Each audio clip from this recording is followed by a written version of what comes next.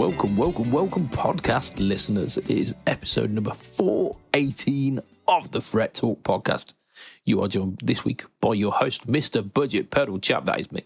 You are joined by Mr. Matt Quine. Say hi, Matt. Hi, Matt. Well, hey. Hi.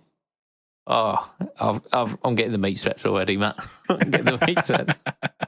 Well, if you're going to eat an entire pig before a podcast, that's going to happen. I mean, let's be fair. It was only half of a chunk of pig, but yeah, but it's not the winter. We eat lots and lots of pig in the winter and lamb and cow in big quantities in the winter to warm us up. yeah, What you've done is you've picked like a 23-degree day and then used it to warm yourself up. Yeah. I've made some poor life choices, but anyone who follows this podcast for longer than a couple of weeks knows that's pretty much my modus operandus. So yeah, I'm.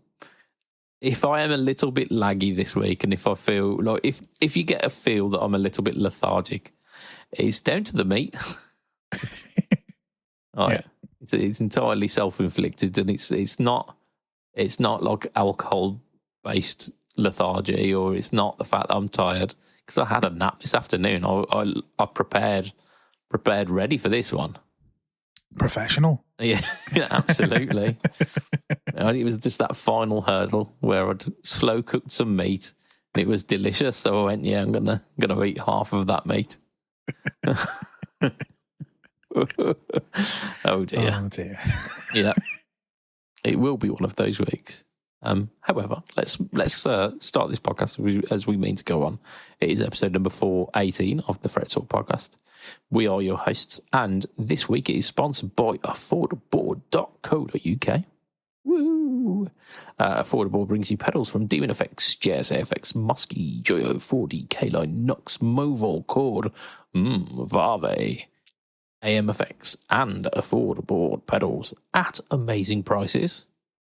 They're a UK company with all their stock ready to ship in fantastic recyclable packaging. Check them out at affordable.co.uk. Yeah, while I was doing that, I realised I've got to do something for affordable, and I've been promising for the past couple of days, and I haven't, and I really should have. And you've got lots and lots of spare time in the next week and a half, haven't you? Yeah. I mean, not next week. The reason why this episode and then next week's episode will sound quite familiar news-wise, like quite close together, is because they will be recorded within 3 days of each other. Because Mr. BudgetPedalChap is not quite ready to let go of summer yet, so I've done a little kind of mini break, UK mini break. We're going to Wales, which is, of course, the Paris of the UK. What? Or the south of France of the UK. Is it? I mean, that's what I'm telling myself. I'm sure. I've been to both North Wales and South Wales, and I've also been to both Paris and the south of France.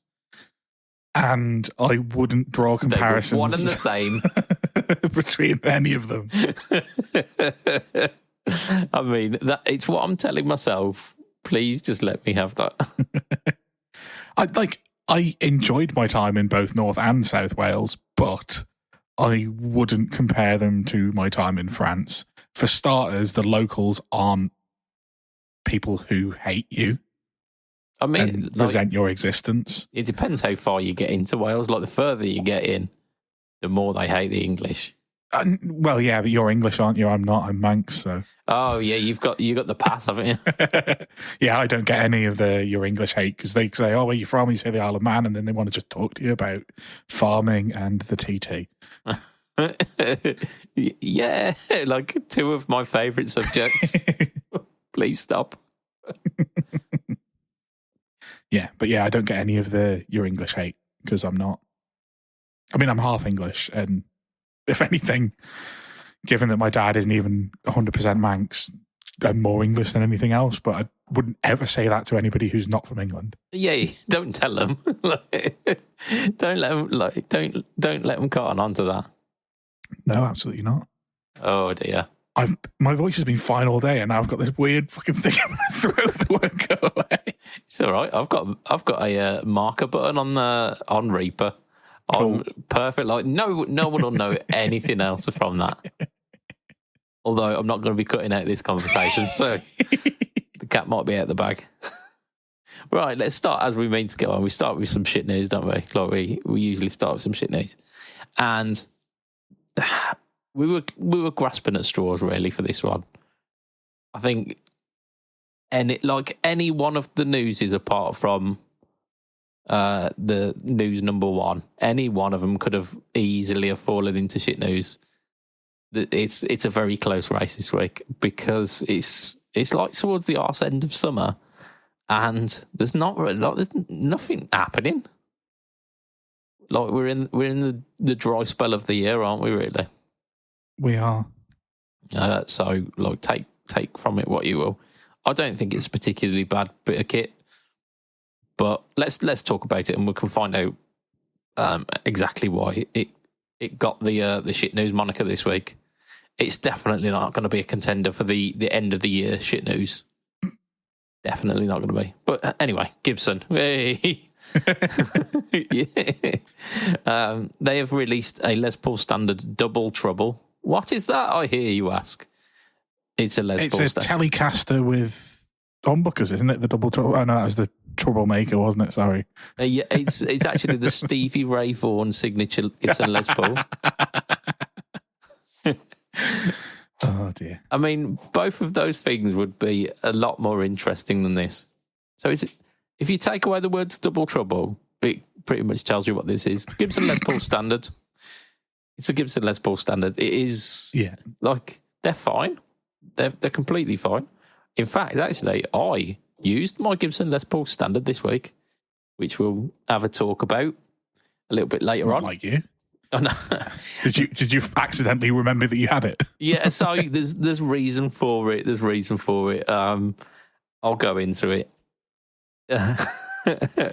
I'll throw shade at Lee basically, but we'll talk about that a little bit later on. So the Gibson Les Paul Standard Double Trouble is, on paper, pretty much just a Gibson Les Paul Standard. They come in two colours: vintage Honeyburst and vintage Bourbon Burst, which, like, vintage Bourbon Burst is essentially like a bit of a worn version of a Cherry Burst. Yeah. Which I think looks absolutely banging because it looks like Scott Gorham's Les Paul that weren't really a Les Paul because he'd had it for a few years and like the finish had worn down a little bit. Yeah. And then you've got the vintage Honeyburst, which again, like Gary Moore's Les Paul. Yeah, they're fine. They're like they look exactly as they're supposed to. They've got double cream pickups, which is the thing, isn't it? We'd talked about the double cream pickup. I think we did it on page, so we didn't necessarily cover it in the. I remember talking about it at some point because it's not something that I give a flying monkeys about. So I do remember having a conversation about how something was going on and somebody could make some double white humbuckers and you weren't supposed to make them, and somebody'd made one and got away with it, so now everyone was going to do it or something. Yeah, so essentially the skinny for it is that Larry DiMarzio had pretty much kind of ring-fenced the double cream because, like, his first pickups, like the Super Distortion and all those, were like available in this double cream finish. People were a bit afraid to step on his toes there because he was ready to fight about it. But then Gibson made the argument that underneath the chrome covers of a lot of their like original 50s pickups were just whatever bobbins were available. So there were some that were zebra, there were some that were double black, some that were double cream as well. Because they didn't care because they knew they were going to be covered and they just used whatever the shit was about. Yeah. as per like the golden era of guitars, the ones that are sought after, just use any old shit. Yeah, whatever I can find. Yeah. And these are the ones that are sought after these days. Yeah. But because there were examples of those like 50s pickups that had double cream bobbins, Gibson made the point that actually, no, we should have claim to this as well. So they started doing double cream pickups and then got away with it. So this is essentially where we're at now, as far as I'm aware anyway. I mean, they're either like big old Behringer style brazen balls here and just come at me, Larry. Or they've sorted a deal. Yeah. But these are coming as standard with the double cream bobbin humbuckers, which I think looks amazing. I think they look. I'm completely opposite. I think they look a little bit shit. Yeah, and I think it is that because like, realistically, like zebra buckers look brilliant, chrome covered buckers look brilliant, but you don't see double cream bobbins all the time. And it's definitely a taste thing, right? Like, and it's fine, but like I think a Les Paul looks best when there's no pick guard on it, there's no poker chip on it, there's as little colour as possible. And I think you're so used to seeing zebra that it doesn't draw your eyes. I think you're so used to seeing covered humbuckers that it doesn't draw your eyes, but white in a white pickup ring, so cream in a cream pickup ring, just drags your eyes to it and makes you look at that rather than the guitar as a whole. And I personally don't like that. Yeah.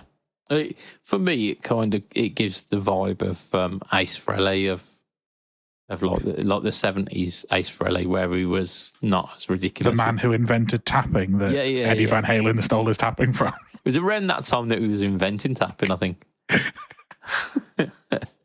But yeah, because he switched his pickups out for super distortions because they're like higher output ceramic, like really aggressive pickups, and that's the kind of tone he was after. He had like the triple pickup Les Paul with three triple cream, like the kind of double cream bobbins. Yeah. So it's got that kind of vibe. It gives a real 70s look to it. I think it looks wicked. I can understand why you wouldn't. I mean, I also like when you've got like a cream Seren, but two black bobbins. That looks phenomenal as well. Really like that. But I think it's just like something that's different. And these are slightly out of the normal. Realistically, it's a Les Paul, and I don't tend to use Les Pauls too often. I don't tend to use dual humbucker guitars too often. So as much as I go, oh, that looks really good, like I could save up and buy one of these, and then it would live in a case. So, well, to be fair, if you're going to do that, save a bit more and get something that is totally unique rather than, oh, look, one of the bobbins on each of the pickups is a different colour. That might be a struggle in 20 years to try and add 15 grand on, whereas if you just save for the same amount of time again and buy a Slash, it'll be completely unique, and there won't be any other Slash Les Pauls out there. I reckon by that point there'll be more Slash signature Les Pauls on the used market than there are actual like standards. I think there'll be more Slash Les Pauls than there are people left in the world. Yeah. The only thing that will be left are cockroaches and Slash signature Les Pauls. Yeah? Yeah. Okay. I mean, the negative about this one is they're only AA flamed maple tops, not AAA flamed maple tops. How dare they? And the only reason I brought that up is because I read it in the specs and I can't tell the difference because it still just looked like a flame maple top to me. And I've looked at like 4 of the like close-in pictures of these, and I can't tell the difference between these flame maples and the other flame maples.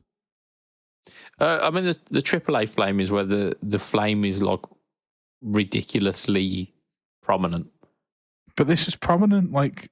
I mean, they are. There's some subtlety to it, though. And I prefer that. In fact, actually, I would probably, if I were speccing out a Les Paul, I would go for a plain top. I totally get that. I'd go for a plain top. I'd probably go either of these two colours, the vintage bourbon burst or the vintage honey burst, on a plain top. And I'd vintage bourbon burst. Mate, I'd probably mismatch the pickups as well.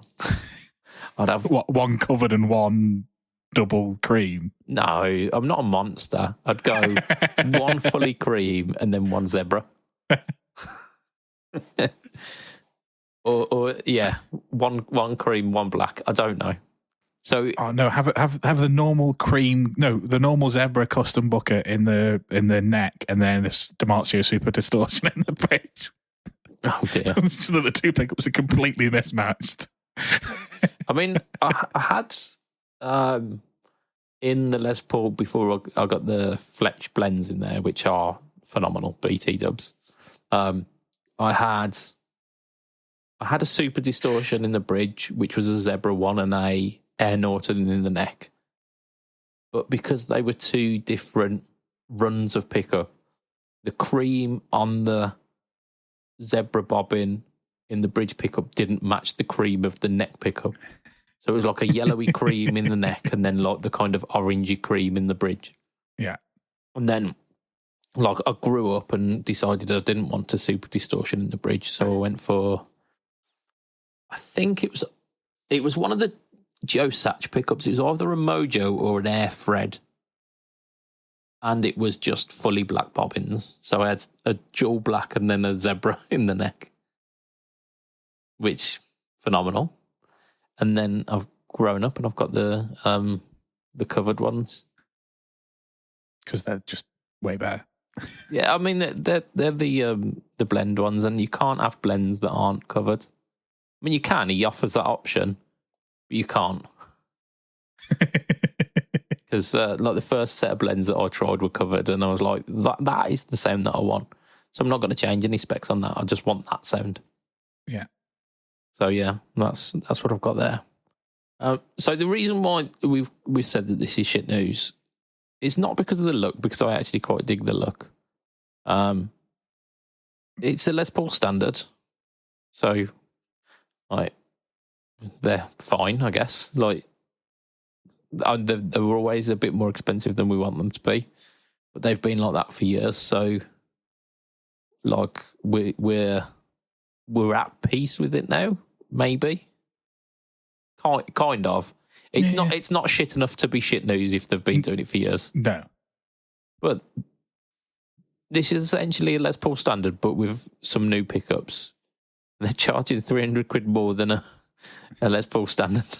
So essentially they're charging 300 quid for it was a Burst Booker 1 and 2, weren't it, these pickups, which are both Alnico 2s, which is fine, like kind of slash voiced pickups. But they're charging 300 quid for a set of 2 pickups, which, I mean, you can pay that. There are places that will charge that. I reckon a set of Monties will probably be about that. But come on, Gibson. Oh, Burst Bookers ain't that good. Surely. No. So, I mean, I've got a set of Burst Bookers, actually. I think mine are a 3 and a 5 in my mid-tone. They're fine. I have been tempted to switch those out for a set of white bobbin humbuckers. That'd be classy, that would. But I don't need to. I don't play the guitar. I don't need to switch anything on it. Yeah, you don't need to throw another couple of £100 at it just to leave it in the corner. Yeah, essentially. But there you go. That's where it's our shit news. I'm going to go on to what I did this week because it reminds me of why I need to call Leo. We did a video which premiered about an hour, 2 hours ago. No, something like that. Or last week for the listener. Yeah. Like, go check it out. It's really good fun. We've been doing a series of videos on Pedalboards of Doom where we basically do it as a bit like a podcast, because we've been podcasting together for years now. Like, we're really comfortable with that format. It makes it easier to record these videos, but it also means that we can just we get to hang out. We edit the final product so it becomes like a video. We can play guitar to each other and show off some of our new toys, essentially, which is quite nice. We did one on the Valton GP5. We did one on the Tone X, the new update on that, and then this week we did one based on a post in Pedalboards of Doom. It was basically this kind of post happens periodically, where someone who's new to guitar or new to the world of effects posts in the group and says, "What pedals would you suggest for a beginner guitarist?"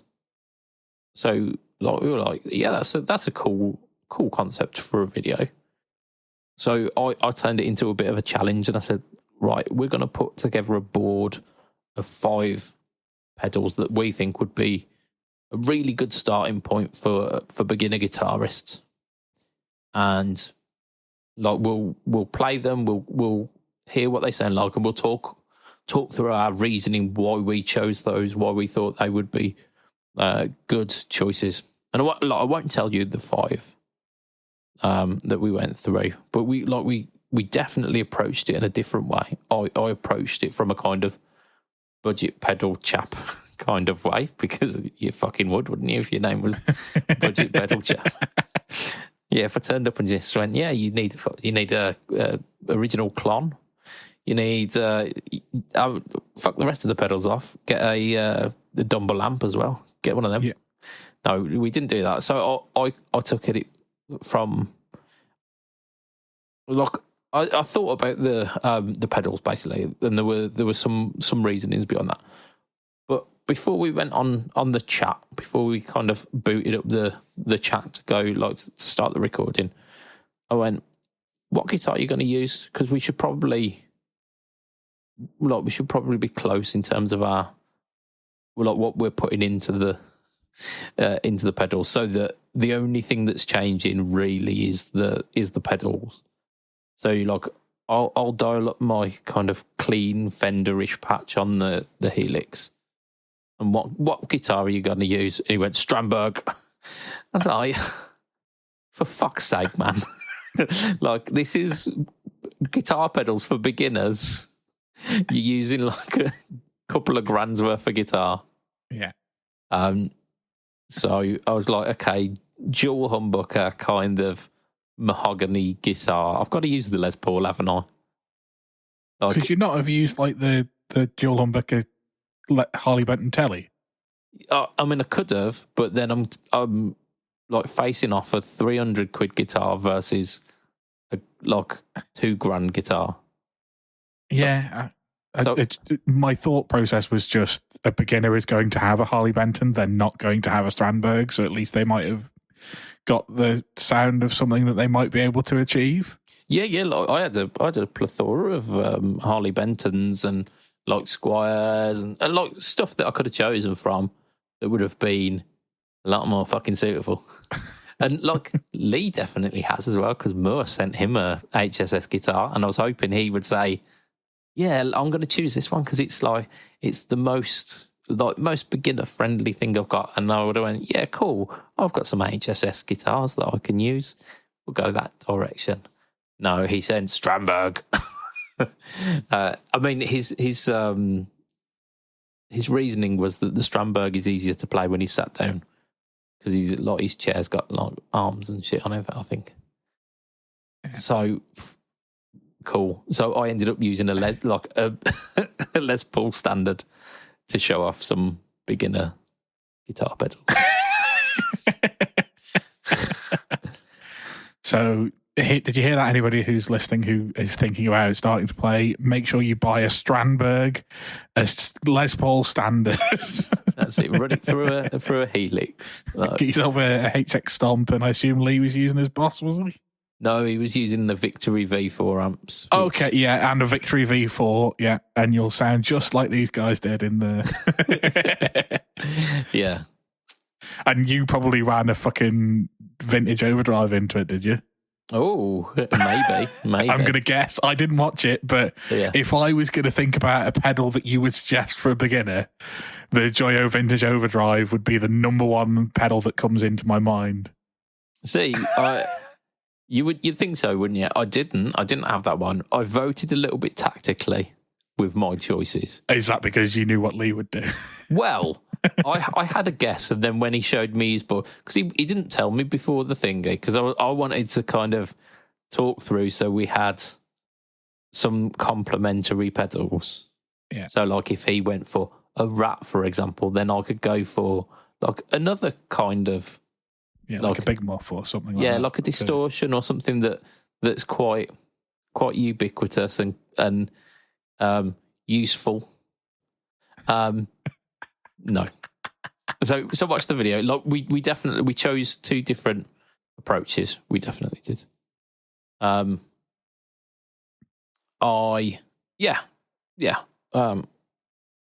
had fun with that one. I thought it was a good video, despite the fact that I had to use a Les Paul for it. I thought that was pretty cool. I also because I don't like sitting down and resting and enjoying spare time.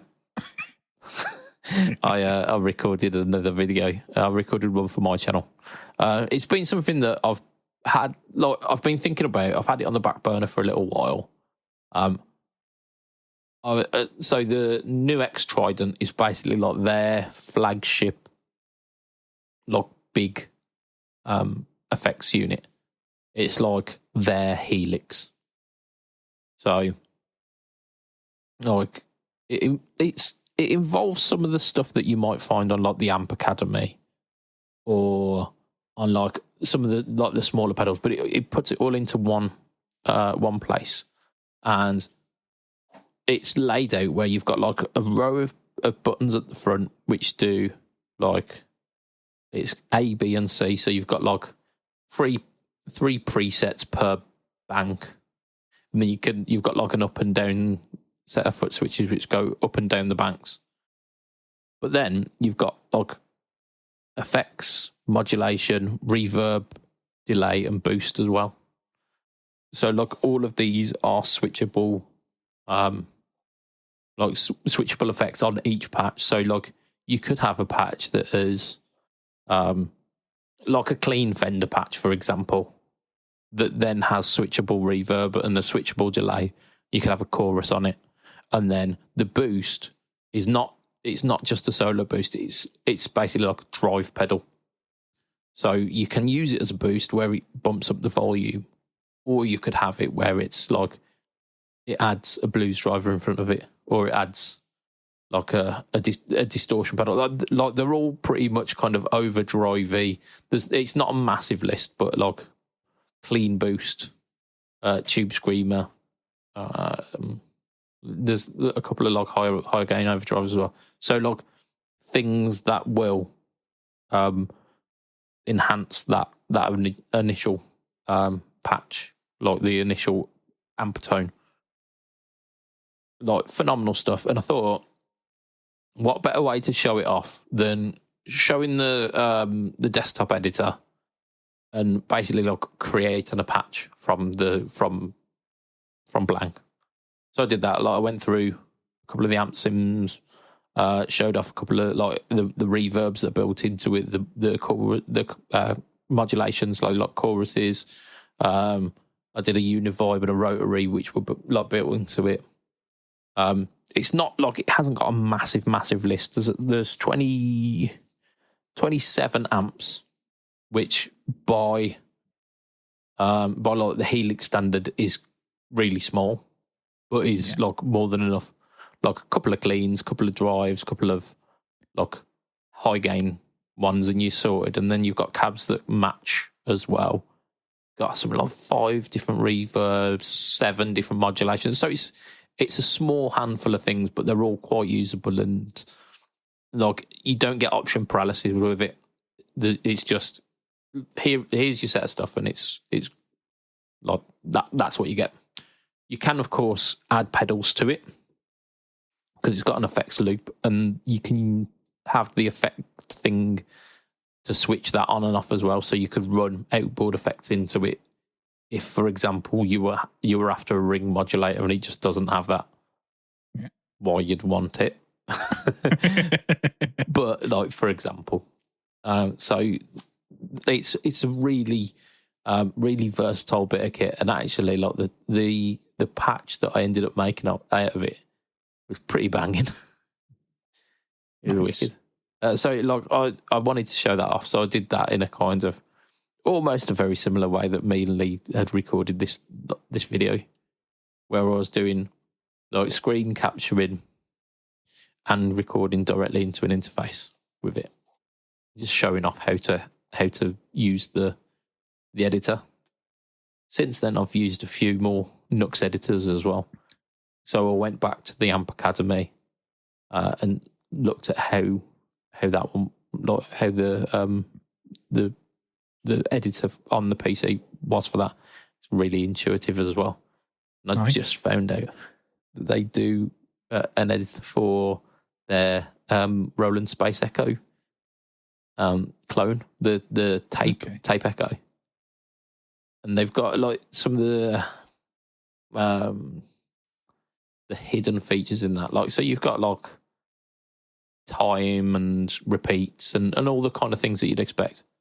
But then they've got like the wow and the flutter and the like kill dry and stuff that you can access via the pedal, but it requires some like button pressing. Like you're holding a button and then you unlock the alt menu and stuff. Whereas you can use the desktop editor for it and just access all of those things. So I might give that a go as well. Because it's pretty cool. Done a bunch of that stuff. Before we go on to the next bit of news, I wanted to mention a Facebook post that I saw. Was it this morning or yesterday? I can't remember. It was last week for you lot. And it was a post from Guitar Birmingham. Like I follow a couple of the guitar stores. I think I follow like the main guitar one, and I follow Birmingham. I think I might follow a couple more as well. But it showed a picture of the store manager Mikey, and it was like him in the store before they'd set it up. So like a picture from like 20 years ago, where like this store was just blank. It had all the flooring put in, but it was just a blank shop. It was Mikey there, and then there was like swipe along, and then another picture of Mikey like today, looking a bit older. So you would imagine. But underneath that, the caption was like celebrating Mikey's retirement. I was like, oh man, that is like it's sad times for Guitar Birmingham, because he's such a lovely chap. Yeah, like Mikey, he is what you would want from a like from a manager of a guitar shop. So like never pushy, not hovering around you when you're playing the guitars, going, oh, what do you think? Do you reckon you want this one, or do you want to try this other thing? So that, like that kind of pushy kind of feel. Just always, like whenever you come in, just have a chat with you. It's like, oh, how's it going? You all right? It's been a while since you've been in.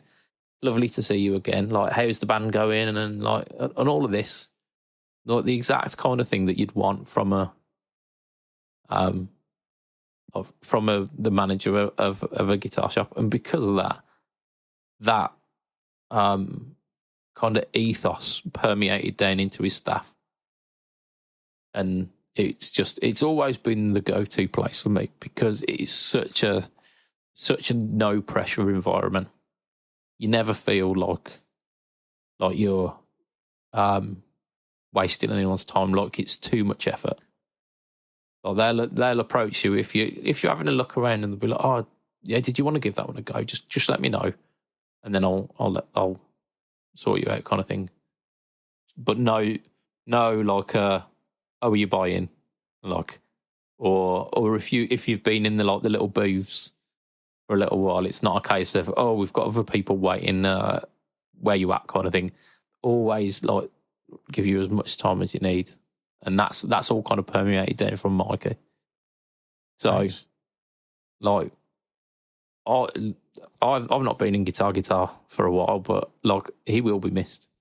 And yeah, I'm hoping that they keep that ethos, and the person who takes over kind of is a bit of Mikey as well, because that's the exact kind of guitar store that you need, and that's the kind of thing where I think they've weathered the storm a little bit better than other shops, is the fact that they've got that reason why you'd want to shop there, like that loyalty. Yeah. Love it. And happy retirement, Mikey. You like well earned rest now. I don't think he will be he'll be putting the guitars down, because he was a gigging man himself. Or he was always telling us about the gigs he was doing. So Nice. So he'll just be enjoying himself a little bit more, giving himself a bit more free time. Absolutely. I reckon he'll be doing similar to our Steve, where he's just loving the spare time, and just like getting involved in all of those projects that he wants to, rather than that he necessarily needs to. Yeah. Good man. Right. Let's talk about the classic vibes. Yeah. Because they're good. They're really good. So 2025 classic vibes. This is very different to last year, where I think I remember seeing last year's lineup of classic vibes going, why did they bother? Yeah, absolutely. I mean, you can say that for this year, because they're not like, it's not anything new, it's not anything innovative, but the combinations they've put together, the little tweaks that they've done for this, are really cool.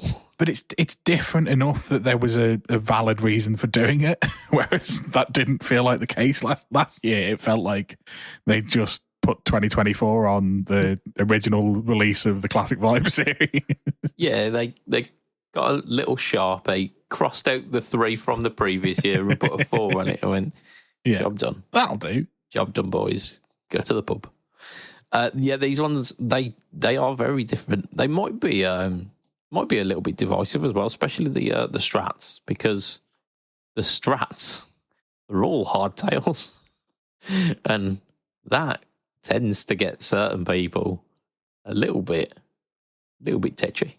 Was the correct thing to do? You've got rid of the shit bit of a Strat. I mean, yeah, for me, not quite actually, because you can't. There's still probably no tone control on the bridge pickup. So yeah, but I mean, baby steps, any baby steps, and like, fixing that is literally one wire apparently. So we're all good. Yeah. But yeah, so we've got 50s and 60s Strats, I think. No, is it 50s and 70s? 70s, yeah.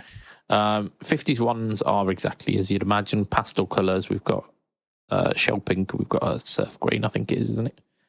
Yep. Yeah, they might not be calling it that, but it definitely is.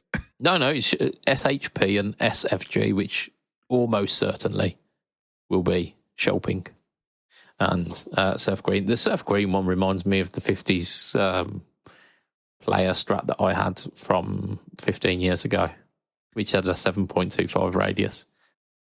And as like I'd done all the upgrades on it to remove all the shit bits, but you couldn't remove couldn't remove the radius. yeah, and it had the amber tint, thick lacquered neck as well. Ugh, yeah, gross. Yeah, and vintage frets as well. So like I ended up getting rid. But you're not selling me on this guitar. No, these ones are a bit more friendly, aren't they?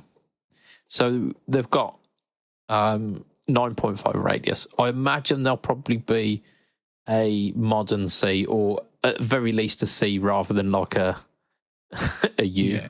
It just says C. It doesn't say modern C, but it doesn't. Yeah. Yeah, it probably will be though, won't it? Narrow tall frets. So you probably got those horrible frets. Pointy ones. Yeah, but so a little bit vintage, but not all the way. And it's got a 9.5 radius neck. They're fine. Like, maple's not my choice. It's not your choice. No. But some people enjoy it. Check the computers. I'm sure they do. Yeah. Check the hard drives. Are you suggesting that maybe Pete Townsend is one of them? Yeah. I think he might use a rosewood neck these days. Yeah. But, yeah. He's too busy sacking one of the Beatles, isn't he? Sorry, the son of one of the Beatles. Yeah. They've got vintage tuners, which I don't think anyone's happy about. I prefer them to through hole. I just do. They're just better. Yeah. You know what? I'm not completely anti vintage tuners these days. I think personal growth has happened, but if I can avoid them, I will.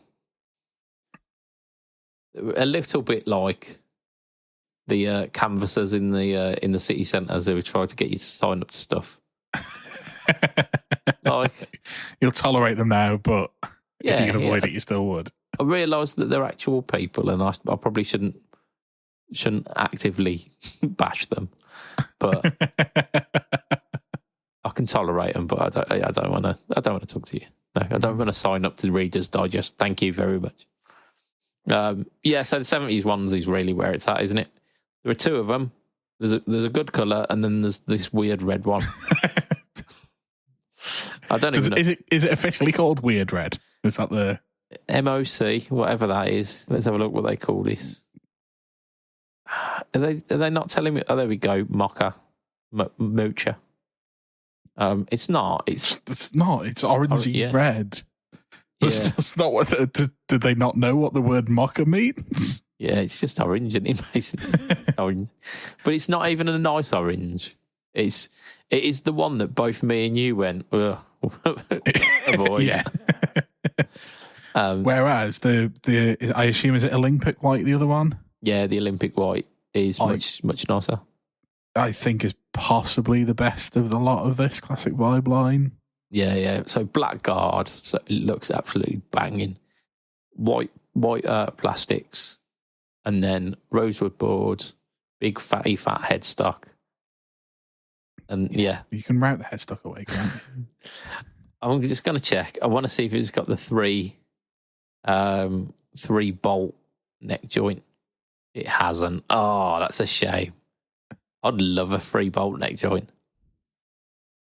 Although, look, it's going to be less stable than a 4-bolt one. Looks cool, doesn't it?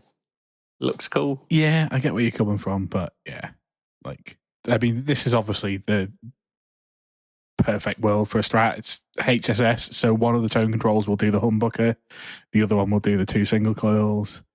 It's a fixed bridge, so you haven't got any tuning instability problems. This is how the Strat should have been from the start. Yeah. If we could send old Leo back in time and tell him that 5-way switches do exist and so do humbuckers, and you don't have to have waggle sticks on all your guitars. No, actively discouraged a lot of the time. Because realistically, what percentage of people actually utilise the waggle stick? A better question, when was the last time you bought a second-hand guitar that there was a waggle stick bridge on it that the person had the waggle stick?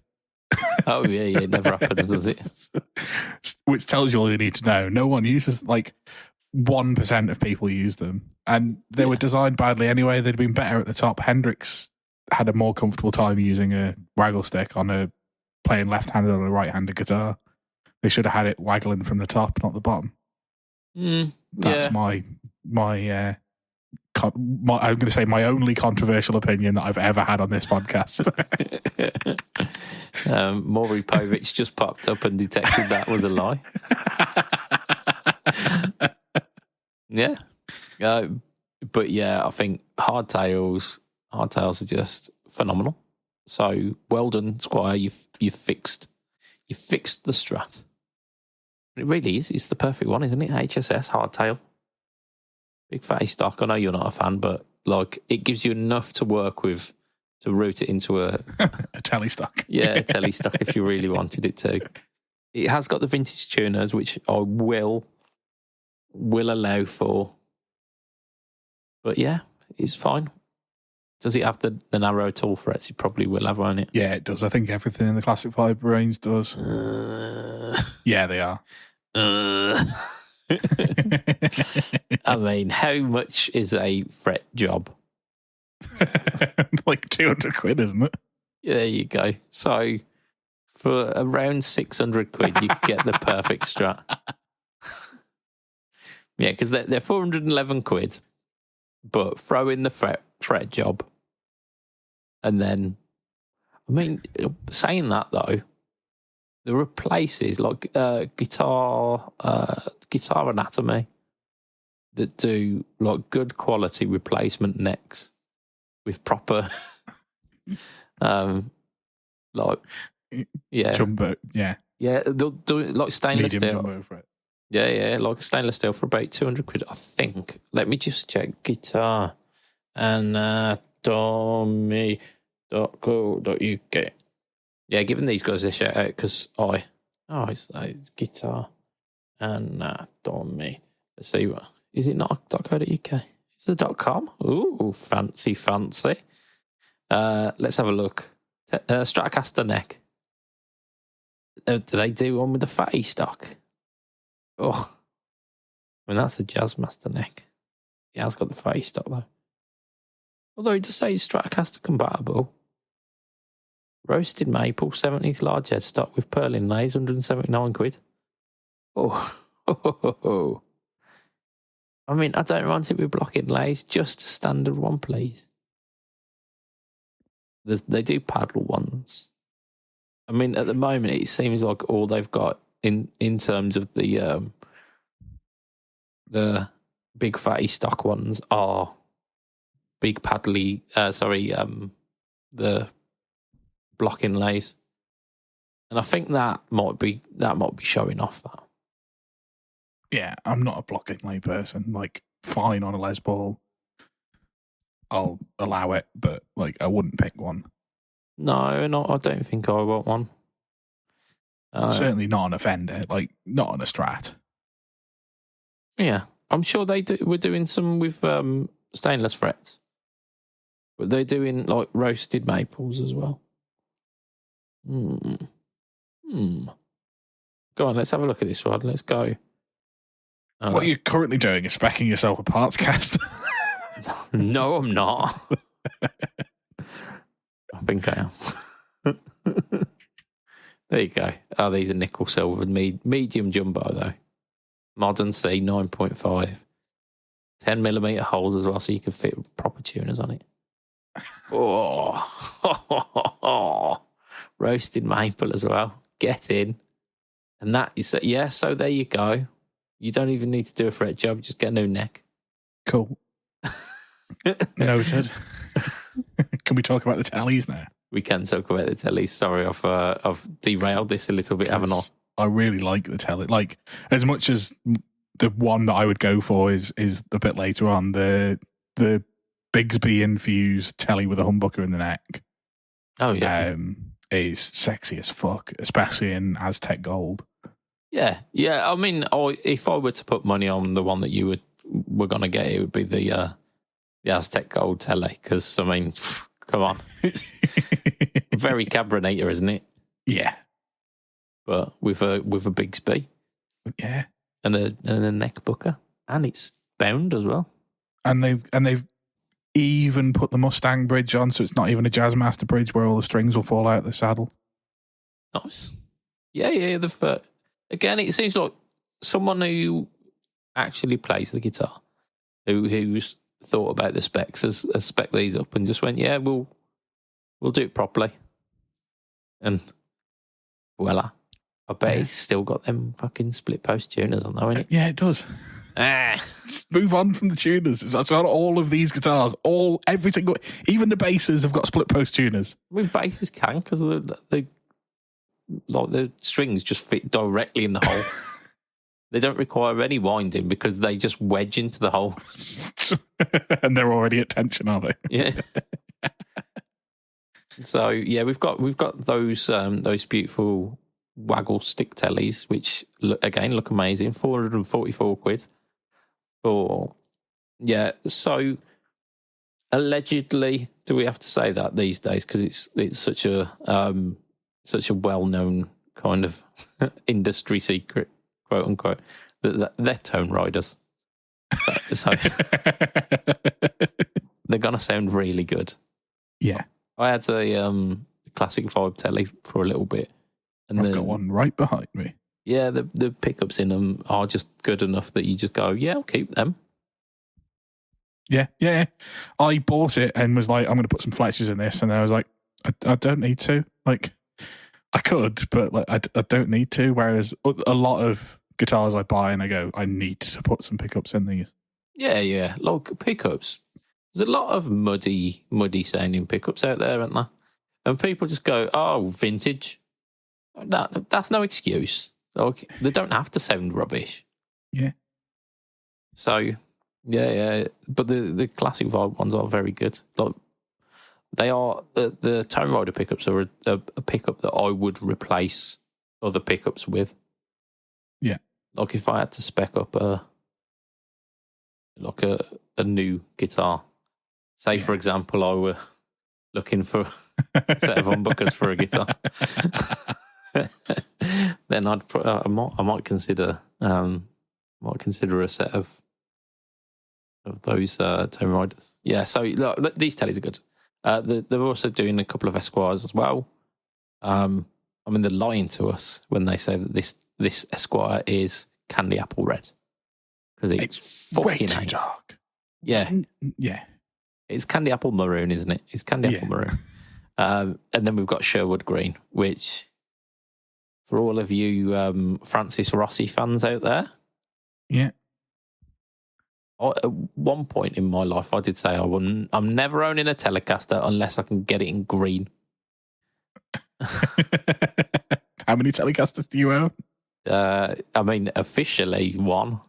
Okay. How many T-shaped bodies do you own? Yeah, I own absolutely zero green ones. I can tell you that. Yeah, I own a few. Is your HH Harley Benton not green, or was that the? No, it's blue, it was your Strat that you got in the green, wasn't it? Yeah. Yeah. Apparently they were out of production now. Look, a lot of the other finishes are still there. Like the blue that I've got the Telecaster in is still there. The shell pink is still there. The olive drab one, they've taken it out. So I've had people going, "Oh, I'm looking for that, like that colour that you've got in that video." And they're not around anymore. Sucks to be you. Cool. Keep looking. Yeah. Yeah, I got it for like pretty dang cheap as well because it was a B stock.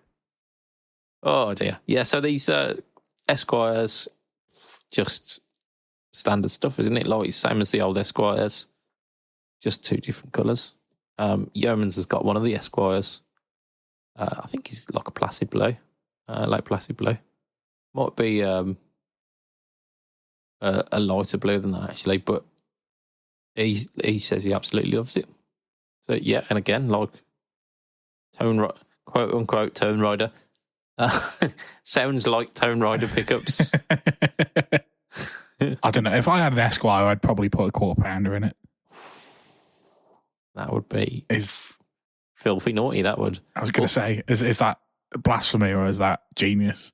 I mean, it's basically putting a P90 in the bridge of a telly, which you can't be mad at.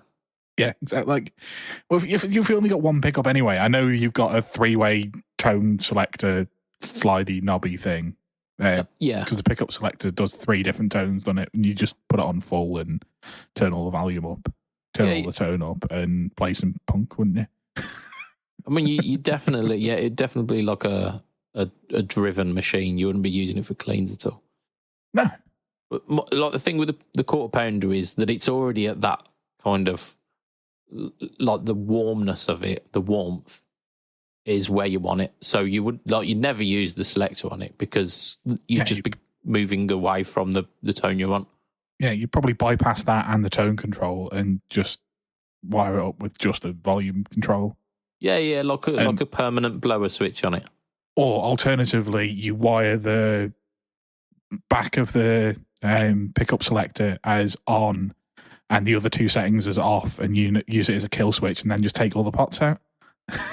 I mean, just go straight to output jack, no control on it, just always. Yeah, and then just run a tuner with that's just a button select. Yeah, all on all of the time. Like, what's the problem? Genius. Can you tone it down a bit, Matt? No, I literally can't. Yeah. We have no capacity for that here. I mean, we've got loud or off. Like, those are your choices. No control over the pickup at all. Beautiful.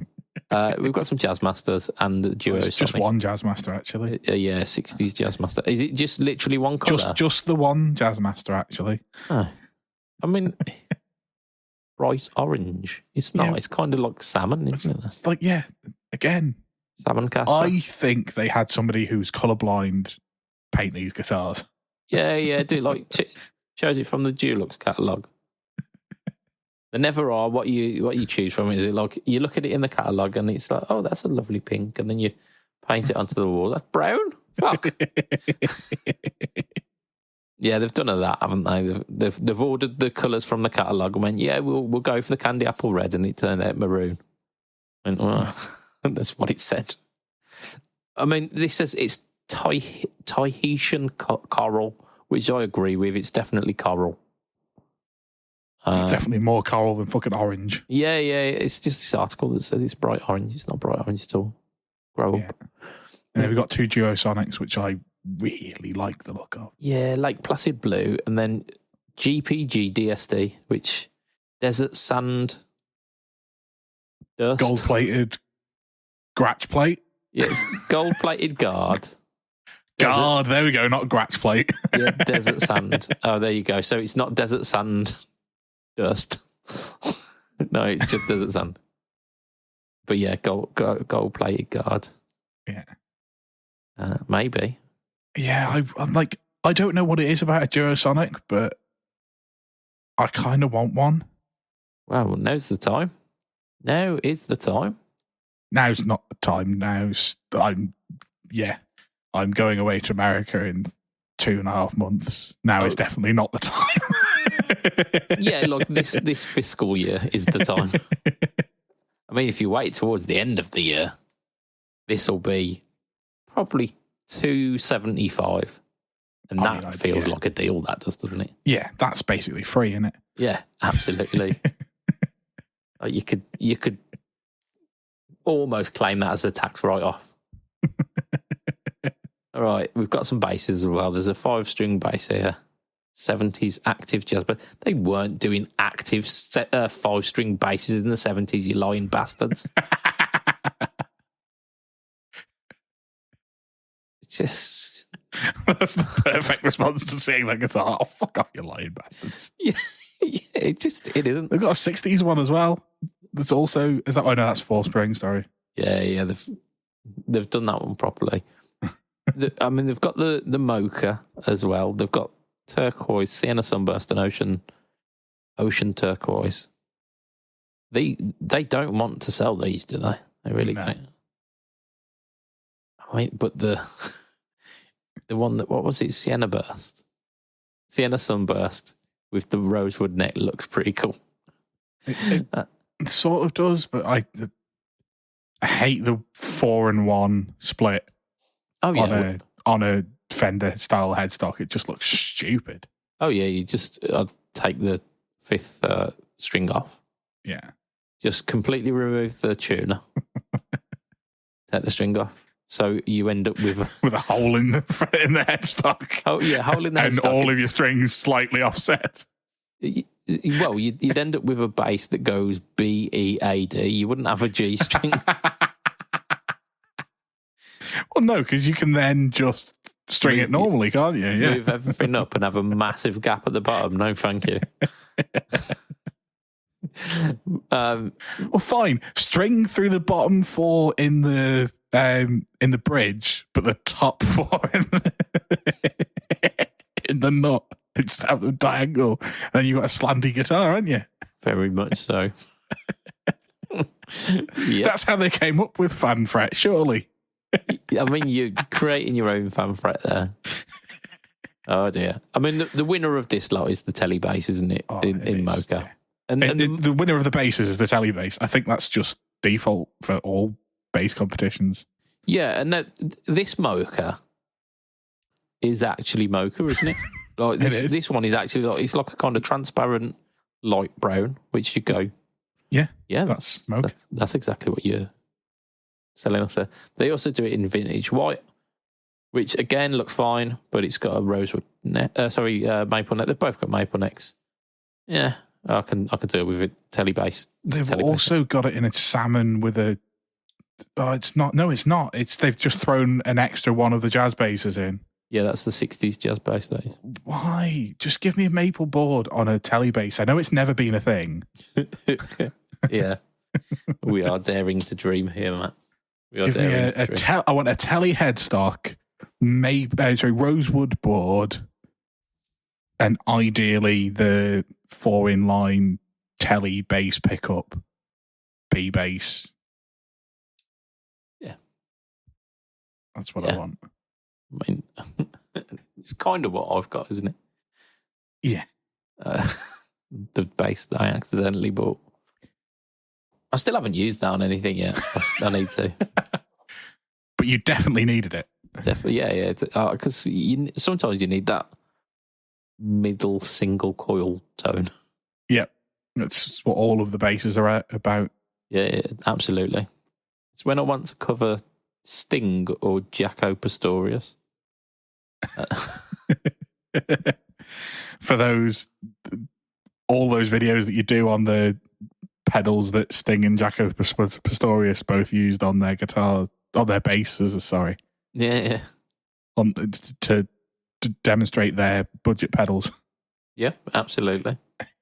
Yeah, next time I've got a thing that needs a bass, I will use that. Because I shouldn't I? Are you going to slap at the bass? Absolutely not. I'm a grown up. I'm a grown man. Right.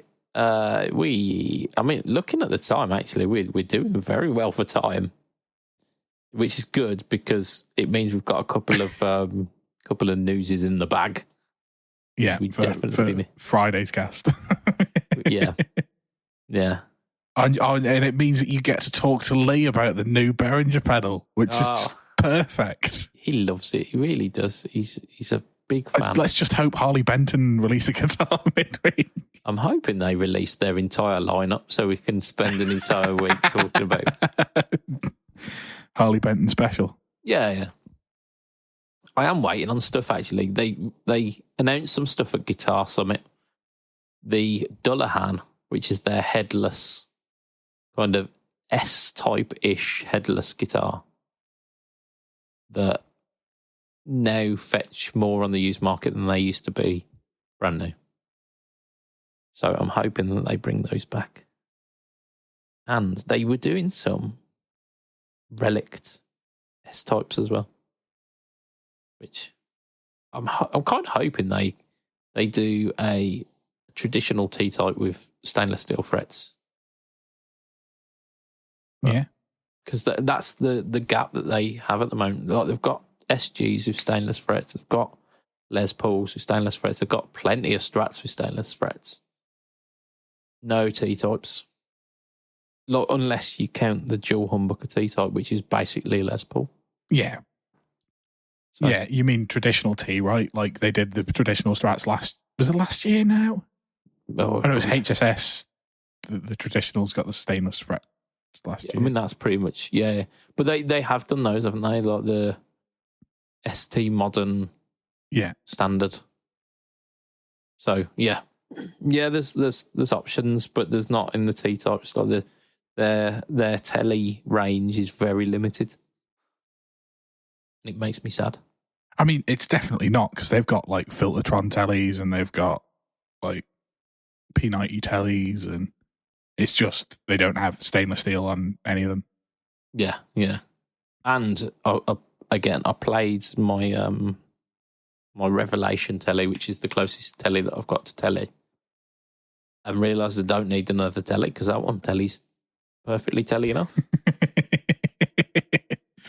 Yeah, well, I mean, my classic vibe is my telly, and then I've got the black telly, which is a bit more rocky, and I've got my Cabronita telly that is not really a telly. Yeah, I mean, the problem I've got is that I've converted all of mine to have like quarter-pounder style bridge pickups, which are lovely, but they sound like P90s. Yeah, I need to get myself a telly to do that too. I mean, they are great. Go for the Fletch Big Bang, because it's a bit like the quarter-pounder, but it's a bit more articulate. The Seymour Duncan's a little bit cocked wiry, whereas the Fletch one is beefy. It's sort of a beefy tone, but it's not quite as mid-punchy. So good to know. Would be my recommendation. And Fletcher's Ledge. So yeah, he'll do you the telly pickup in two cream bobbins. Yeah, I want 2 cream bobbins on my telly pickup. Yeah, and a single coil, please. Yeah. In fact, yeah, I want you to make it rounded and then split down the centre, but the split down the centre is where you've drilled the holes. Yeah, for the big slugs. And then just like, yeah, out and round. Yeah, make it look weird. Yeah. Oh, he will do it. Like he's a tonal mad I'm scientist. not going to put that kind of effort in. Sounds ridiculous. It does, doesn't it? I mean, we can all thank me for the fact that he actually does the Big Bang pickup, because it was this chap who went to him and said, "Can you make me a quarter pounder?" He went, "I'll give it a go."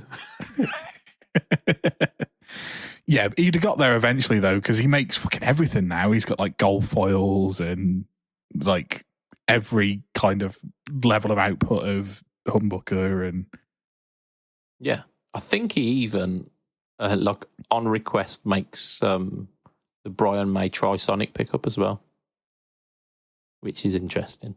Nice. Yeah, I mean, I've lost a lot of the mystique and the love behind those, because I found out that they're basically like really cheap ceramic pickups. But Brian May sounds fantastic, so like can't really complain, can I? Yeah. Anywho, I think it's time to wrap up the podcast and get onto some Poach, where we're going to be talking about Bill Finnegan again. Finnegan again. Oh dear. Right, so let's wrap this up. You lot, you amazing, beautiful, bigly audience. You're amazing, and we want to extend a thank you to you. Going to extend a thank you to our sponsor, which is affordable.co.uk. Check them out. I put a link in the Nux Trident video because they have that for sale. They only have one left. They're doing it for a banging price. I think it was something like 230 quid. Nice. Whereas if you buy them on Toman, it's closer to 350, I think. So, yeah, get it from Affordable if you can. We're going to extend a thank you to our Patreon listeners who, for as little as $2 a month, you can be part of that exclusive crew. And we also read your name out on every podcast. We've got Mr. Adam Yeomans of Chevtone Effects. We've got Mr. Hugh G. Rection. We've got Mr. Mike Oxlong. We've got Mr. Gary Goldencock. We've got the aforementioned Mr. Ben Fletcher of Fletcher Pickups. We've got Mr. Brian Goer of the Tone Jerks podcast, the Second Point podcast, and the Off the Rails podcast. We've got Mr. Diabetes Foods. We've got Mr. Jason Wharton of Jason Wharton 82. and of PBOD at YouTube. And we've got Mr. Gareth Brand. If you want to catch me online, you find me Instagram, Facebook, YouTube, Threads, and Blogspot. All of them Budget Pedal Chap. You can find like just find one of them @ Budget Pedal Chap, and like it links to the rest of them anyway. This week, of course, features I think it was the Sonic Cake Cowboy, which it's silly. It's very high gain. It's very silly. So check that out. Yeah, Matt, where can we find you online? I am at heel_MattQ on Threads, Instagram, and just in the Facebook group. Yeah, you are. So that'll be us from this week. It will be a tatty bye. Oh no, it won't yet. Not yet. It will be a tatty bye from me. Tatty bye from Miss McQuine. Say bye, Matt. Bye, Matt. It will be a tatty bye, and good night for this week. Good night, everybody.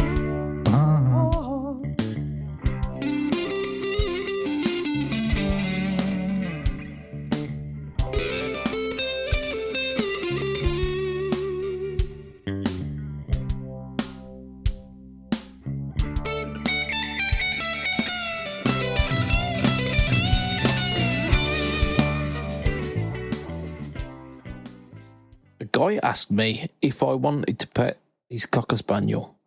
I feel kind of weird about it now. I should have chosen the Spaniel.